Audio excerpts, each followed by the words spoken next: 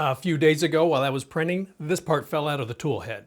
And after looking at it, I determined it was one of the fan screws from the front cover, right here.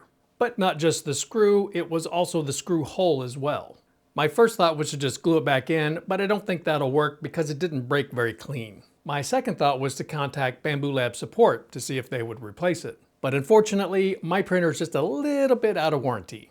That led me to investigate buying a new one, but after seeing the cost, I was reminded that this is just a plastic part, and I have a machine that prints plastic parts. I searched on Makerworld and found several options for front covers. And I wanted to stick as close as possible to stock, so I ultimately settled on this one from Lloyd Liu because cat ears. Rawr. And while I was at it, I also printed this fan shroud from Chiz_M, so I wouldn't have to remove the existing one, which I've heard can be tricky.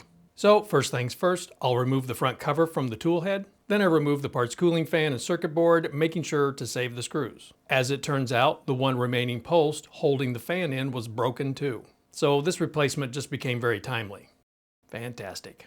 Next I want to install the magnets, but before I do that, I need to mark their orientation.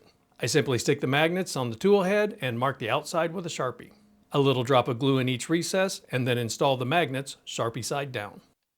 Now I can install the fan and circuit board using the screws I took out of the original, provided I haven't lost them yet.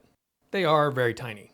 Also, snug tight is plenty. Do not over tighten any of these screws. The posts break pretty easy. Don't ask me how I know that.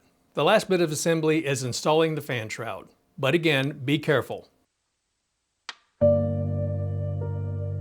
It also breaks easy.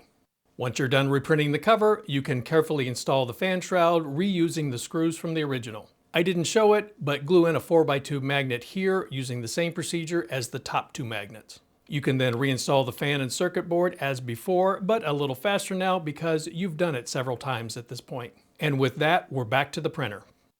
The last thing I do is install the front cover by plugging it in and putting it in place. As far as mods go, this one's pretty simple, and as I said earlier, there are several options to choose from.